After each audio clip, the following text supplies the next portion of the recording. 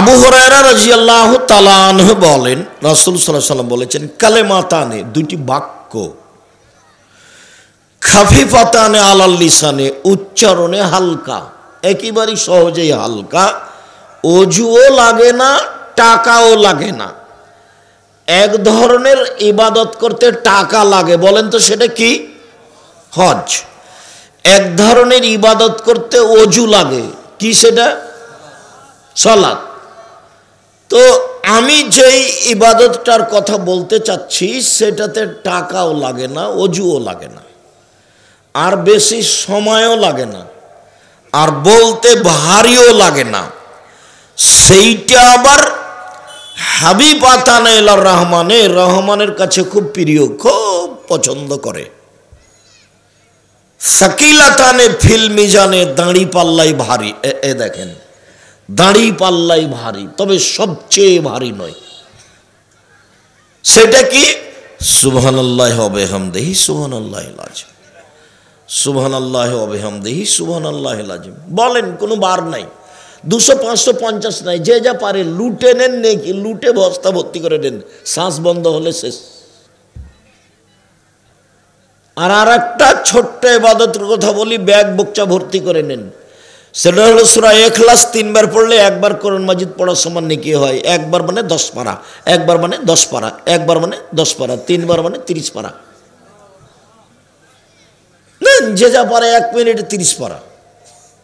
তো আল্লাহ রাসূল বলেছেন, কথা সত্য। আপনি মুখ বন্ধ করে থাকলে, দিন রাত দোকানে বসে বেটি ছেলেকে দেখলে কে ঠেকাবে বলেন? ওখানে যে কেউ আপনার মাথায় ডাং মারবে? আপনার স্বভাব ভালো, আপনার স্বভাব খারাপ, কেন দোকানে বসবেন? আমরা তো জীবনে কোনোদিন বসিনি, বেঁচে আছি তো।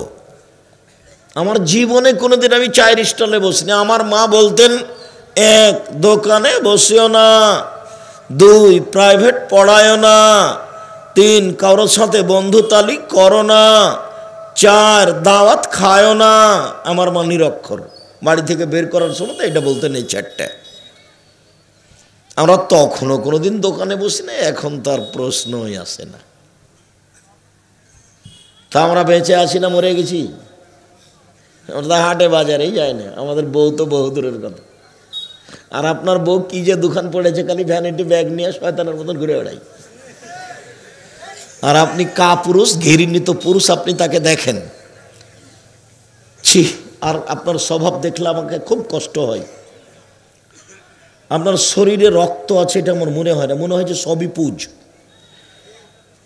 আপনার বউ কি করে ভ্যানিটি ব্যাগ নিয়ে বাজারে গেল? আপনি কি মরেছেন? আপনার ভাই মরেছে, আপনার বউয়ের দেবর মরেছে, ওর ভাসুর মরেছে, ওর শ্বশুর মরেছে, ওর বাপ মরেছে, ওর বংশ মরে গেছে, যে ও যাচ্ছে বাজারে।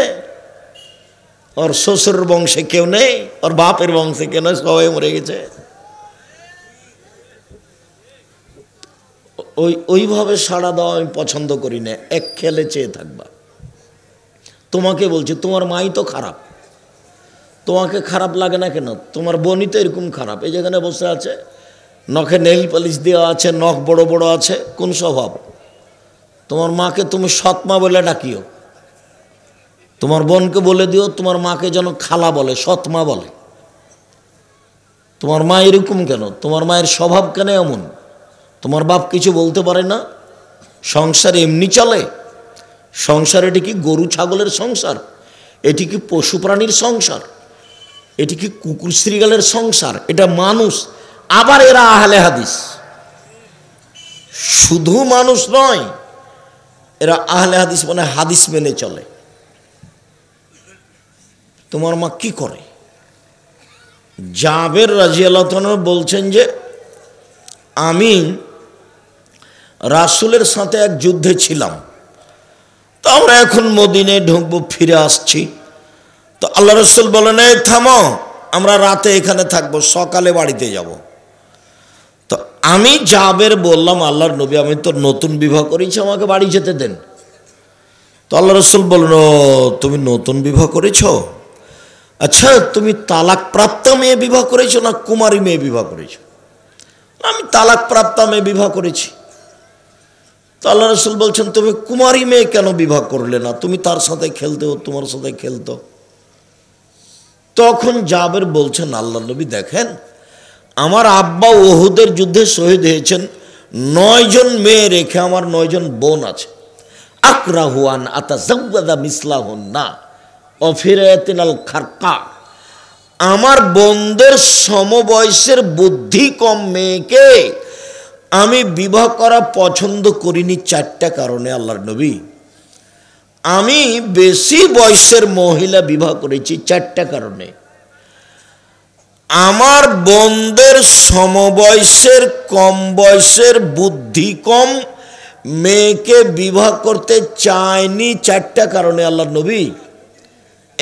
এক, লে তুয়াল্লে মাহুন্না, আমি বেশি বয়সের মহিলা বিবাহ করেছি যাতে করে আমার স্ত্রী আমার বোনদেরকে বিদ্যা শিখাতে পারে। 2, অলে তুয়াদ্দে বাহুন্না, আমার স্ত্রী যেন আমার বোনদেরকে শিষ্টাচার শিখাতে পারে। 3, অলে তুরাজ্জেলাহুন্না, আমার স্ত্রী যেন আমার বোনদের মাথার চুল চিরুনি করে সাজগোজ করে পরিপাটি করে রাখতে পারে। 4, বলে তাকুমা আলাইহিন্না, আমার স্ত্রী যেন আমার বোনদেরকে পাহারা দিতে পারে।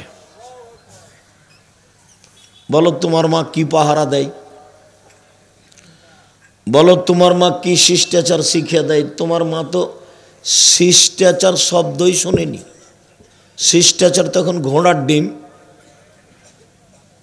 যে একটু আগে আপনারা যেমন খেপে উঠলেন, 2 মিনিট 3 মিনিট 5, আমি তো 9টায় আসতে চেয়েছি, তো যাক দেরি হয়েছে। তো ধৈর্য কাকে বলে? ধৈর্য হলো ঘোড়ার ডিম। মানুষের সবাই ধৈর্য বলে, তো ঘোড়ার ডিম যেমন দেখা যায় না, ধৈর্য তেমন বাস্তবতা কেউ জানে না। ধৈর্য কি জিনিস? যখন যার মন চায় সে তা বলে নেই, করে নেই, ফেসবুকের মতো। হুজুরও বলছে যে পেশাব করে দেওয়ার মুখে, কত কি যে বলছে হুজুর একবারে লুটে খেয়ে নিছে একবারে। কে ধৈর্যের কথা বলবে আর কে শুনবে? যত দিন যাবে মানুষের স্বভাব তত বেশি খারাপ হবে, মানুষ হয়ে যাবে বিবেকহীন। আল্লাহ রাসূল বলছেন, দেখো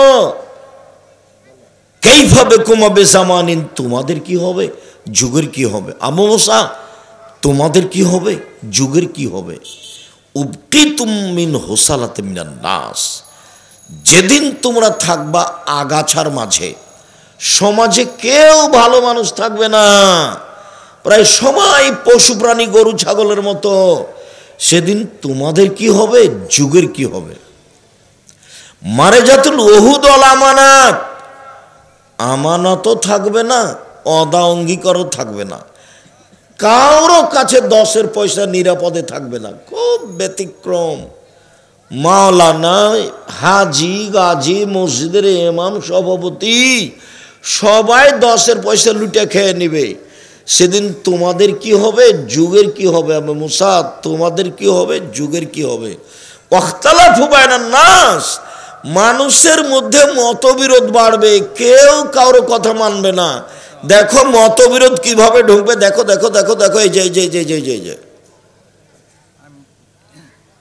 সুমা সাব্বাকা বাইনা আসাবেহি, আল্লাহ নবী নিজের তার ডান হাতকে বাম হাতের আঙ্গুলের মধ্যে ঢুকে দেখালেন, এই যে এইভাবে মতবিরোধ বেড়ে যাবে, কেউ কাউকে মানবে না।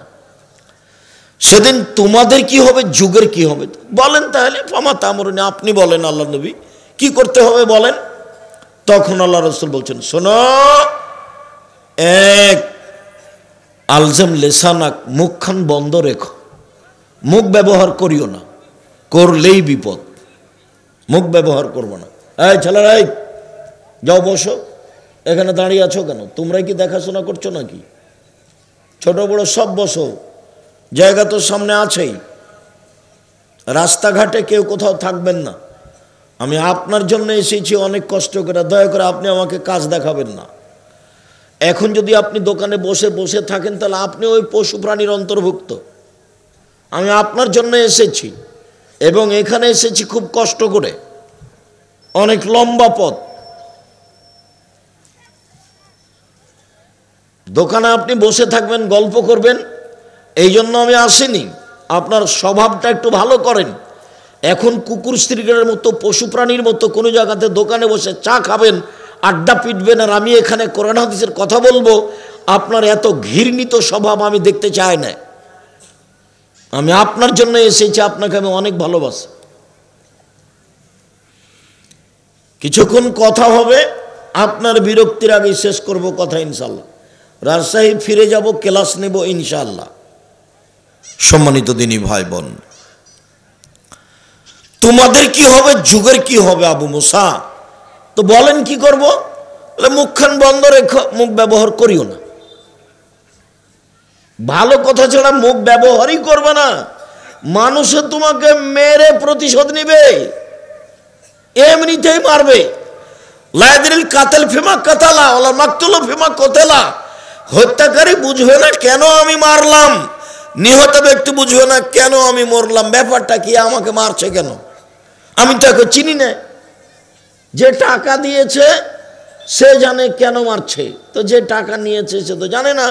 বলে দিয়েছে তোকে 50,000 টাকা দেবো, ওকে মারাই, তখন মারছে, তখন ও তো জানে না কেন মারছি।